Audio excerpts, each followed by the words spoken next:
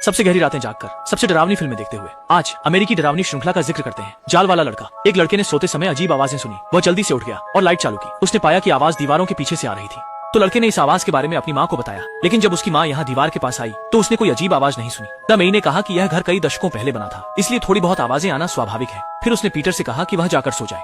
मुख्य किरदार लिजी एक शिक्षिका है और पीटर उनकी छात्र है, क्योंकि अभी खेल का समय है। लिजी ने पीटर से पूछा कि वह बाहर खेलने क्यों नहीं गया। पीटर ने सिर्फ इतना कहा कि उसका मन नहीं है, लेकिन उसने यह नहीं बताया कि उसे कुछ देर पहले स्कूल के गुंडों ने परेशान किया था। जल्द ही रात का समय आ गया। जब पीटर सो रहा था, उसने फिर से वह आवाज सुनी और इस बार वह पीटर का नाम भी पुकार रही थी। नाम पीटर डरकर तुरंत अपने पापा एंथोनी को बुला लाया, लेकिन पिछली बार की तरह ही एंथोनी के कमरे में दाखिल होने के बाद वह आवाज गायब हो गई। पीटर को पूरा यकीन था कि उसने आवाज सुनी थी और वह आवाज दीवार के पीछे से ही आ रही थी। एंथोनी ने सोचा कि शायद यह चूहों के कारण हो सकता है, इसलिए उसने पीटर के कमरे में चूहे की दवा रख दी। लेकिन अगली रात वह आवाज फिर से बोलने लगी। उसने पीटर से कहा कि डरने की जरूरत नहीं है, वह बस उससे थोड़ी बातचीत करना चाहता है, क्योंकि पीटर के स्कूल में ज्यादा दोस्त नहीं है और उसे अक्सर लोग तंग करते हैं, इसलिए वो उसे अपनी बातों का साथी समझकर उससे दिल की बातें करता है। और उस व्यक्ति ने पीटर को एक सलाह दी और वह थी कि जैसे को तैसा एक बार स्कूल के गुंडे को अच्छी तरह से सबक सिखाना। समय दूसरे दिन स्कूल छुट्टी के बाद का था। पीटर चुपके से स्कूल के गुंडे के पीछे चल पड़ा। फिर जब वह गुंडा सीढ़ियों से नीचे उतर रहा था तो उसने पीछे से धक्का दिया। गुंडे का निचला पैर टूट गया और वह द्वितीय श्रेणी का अपंग हो गया। दृश्य बदलते ही एंथनी पीटर को शिक्षा देने लगा कि उनके घर में किसी भी समस्या को हल करने के लिए हिंसा का उपयोग नहीं किया जा सकता। पीटर को सबक सिखाने के लिए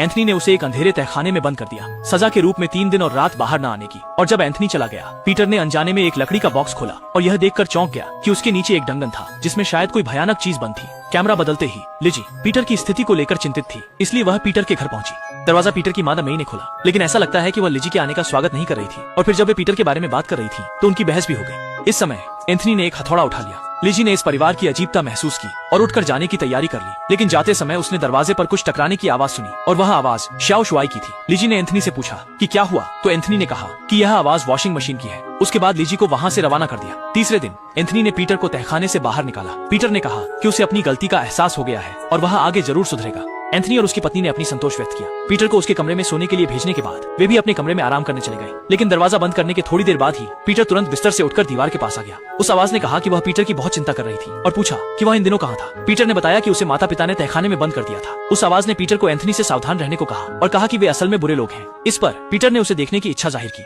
आवाज ने कहा कि वॉलपेपर के पीछे एक छेद है, वहाँ से झांककर वह उसे देख सकता है। फिर पीटर ने कागज हटाया और छेद से देखा, लेकिन तभी उसने देखा कि अंदर एक भयानक पशु था। आंखें। आवाज ने पीटर को डरने के लिए मना किया, कहा कि वो असल में पीटर की बहन है, क्योंकि माता पिता को उसका रूप पसंद नहीं था, इसलिए उन्होंने उसे बंदी बना दिया। उसने यह भी कहा कि शहर में वर्षों से गायब लड़कियां वास्तव में एंथनी दंपति द्वारा ही षड्यंत्र रची गई थी, लेकिन क्योंकि बहन की वह भयानक शक्ल थी, पीटर को यह मानने की बिल्कुल भी इच्छा नहीं हुई। फिर वह बिस्तर में छिपकर सोने चला गया, लेकिन ज्यादा समय नहीं बीता कि उसे बाहर किसी के दरवाजा खटखटाने की आवाजें सुनाई दी और उसके बाद दरवाजा खुद ही खुल गया। पीटर ने अचानक देखा कि दामेई उसके सामने से गुजर गई, लेकिन जितनी भी आवाजें उसने दी उन्होंने कोई जवाब नहीं दिया। और इसके तुरंत बाद पीटर ने पाया कि एंथनी अचानक उसके बगल में आ गया। दोनों आंखें लगातार झपका रही थीं। तुमने अपनी माँ के साथ क्या किया?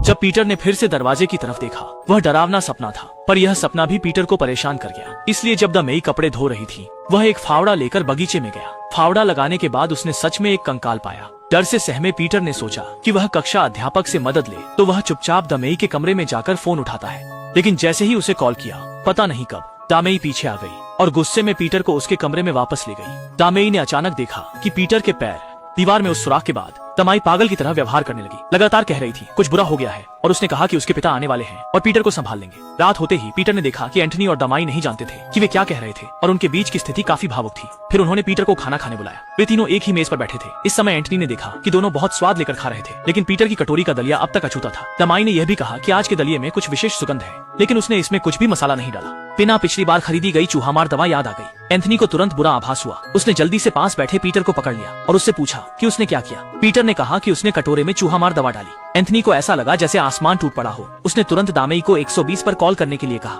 कहते ही उसका पेट दर्द करने लगा, लेकिन जब दामेई ने फोन उठाया तो पाया कि फोन लाइन पहले ही पीटर ने काट दी थी। फिर एंथनी ने खून की उल्टी कर दी। खाने की मेज पर बैठी बड़ी मेई ने इसे देखा तो बगल में रखी हुई चाकू उठाकर पीटर की ओर दौड़ी, लेकिन जैसे ही उसने पीटर को पकड़ा, उसके भी होठों पर मुस्कान फैल गई और उसने भी एक मुंह भरा खून उगल दिया। यह देखकर पीटर ने बड़ी सफाई से बड़ी मेई को सीढ़ियों से धक्का दे दिया। फिर उसने बड़ी मेई की कमर से चाबी निकाल ली और अपनी बहन को बचाने की तैयारी की।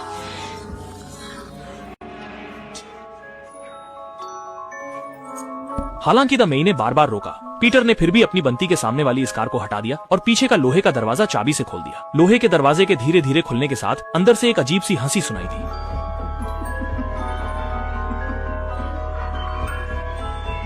डर के मारे पीटर तुरंत कमरे में दौड़ कर गया और दरवाजा बंद कर लिया। उसने सोचा भी नहीं था कि उसकी बहन इतनी डरावनी राक्षसी होगी। जैसे ही बहन दरवाजा खोलकर अंदर आने वाली थी, बाहर से दरवाजा खटखटाने की आवाज आई। यह स्कूल का दबंग था जो कुछ बदमाशों के साथ आया था और उसका लक्ष्य पीटर से बदला लेना था। मुख्य दरवाजा खुलते ही कुछ गुंडे क्रूरता से अंदर घुस आए।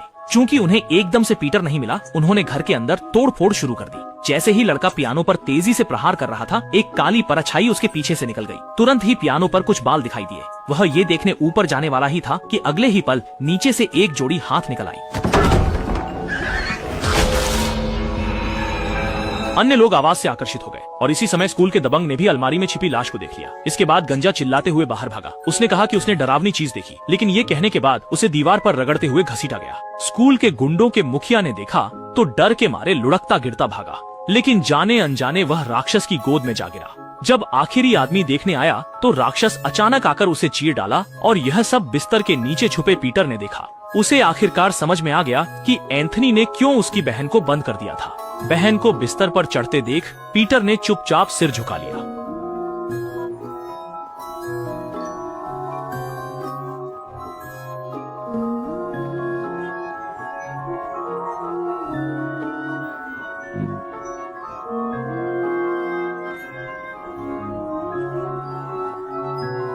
असल में दीदी हमेशा से पीटर से बहुत जलती थी, क्योंकि वह हर समय माता पिता के प्यार का आनंद लेती थी और मैं जन्म से ही अंधेरे तहखाने में बंद थी। लेकिन पीटर के मुंह से बाहर निकालने के बदले में बहन ने उसे एक इंसान के सिर के साथ एक कद्दू का दीपक दिया। इसके तुरंत बाद उसने पीटर को तहखाने में बंद कर दिया। थोड़ी देर बाद लिज पीटर के घर के दरवाजे पर पहुंची, क्योंकि उसने दिन में फोन पर बात की थी और पीटर की चिंता कर रही थी, इसलिए उसने स्थिति जानने के लिए घर आने का फैसला किया। लिज ने न केवल पाया कि पीटर के घर का दरवाजा खुला है, बल्कि अंदर सब कुछ अस्त व्यस्त है। लिज ने अंदाजा लगाया कि यह घर में घुसकर चोरी की घटना हो सकती है। उसने फोन उठाया और 911 डायल करने ही वाली थी कि बगल में पड़ी एक बालों की झटके ने उसका ध्यान खींचा। लिज ने सोचा कि जाकर देखे क्या मामला है, लेकिन अचानक उसकी दाहिनी टांग पर कुछ खरोंचने लगा। उस पर रेंग कर आते हुए राक्षस को देखकर लिज को लगा कि कोई कॉस्प्ले कर रहा है, इसलिए वह दरवाजे की ओर भागी ताकि पहले यहाँ से निकल सके। लेकिन उसने जैसे ही पीछे मुड़कर देखा, उसने पीटर की मदद की पुकार सुनी। फिर लिज जल्दी से ऊपर चली गई और देखा कि पीटर का एक हाथ छेद से बाहर था। हाथ बाहर आया, उसने जल्दी से कुछ चीज से दरवाजा बंद कर दिया और दीवार को तोड़ने लगा। जैसे ही बहन दूसरी तरफ से जल्द आने वाली थी, लिज ने भी पीटर को सफलतापूर्वक बचा लिया। फिर वे दरवाजा खोलकर घर से बाहर निकल गए, लेकिन पीछे चलते हुए पीटर को बहन ने फिर से अंदर खींच लिया। जब पीटर फिर से जागा तो वह 10 मीटर गहरे गड्ढे में बंद था और यह गड्ढा वही जगह थी जहाँ एंथोनी बहन को कैद करके रखता था। फिर बहन पीटर की तरफ रेंगने लगी। 10 साल की कालकोठरी की जिंदगी ने उसे मकड़ी की तरह रेंगना सिखा दिया था और तभी पीटर ने आखिरकार बहन का चेहरा साफ साफ देखा। वह डर के मारे लगभग बेहोश हो गया। इसी समय लीज लोहे की छड़ लेकर फिर से आ गई और जैसे ही वह सीढ़ियों से नीचे उतरी, उसका पंजे से खरोंच आया। लीज इतनी डर गई कि तुरंत दीवार के पास जा लगी। सामने वाले के उस डरावने चेहरे को देखकर लीज ने गर्दन मोड़ ली और मौत का इंतजार करने लगी। पर सोचने की बात यह थी कि पीटर ने अपनी बहन के बाल पकड़ लिए और धीरे धीरे ऊपर की ओर चढ़ने लगा। फिर उसने खुद की ताकत से मजबूती से पकड़े रखा। बहन ने उस असमर्थ जीव की ओर देखा। लिज ने लोहे की छड़ी से उसे मार दिया। कुछ वार के बाद पीड़ित बहन जल्दी से कालकोठरी में घुस गई और पीटर ने उसी समय लोहे का दरवाजा बंद कर दिया और बहन को बंद कर दिया। लेकिन जैसे ही पीटर ने सोचा कि सब कुछ खत्म हो गया है, बहन ने उसे एक डरावनी बात कह दी।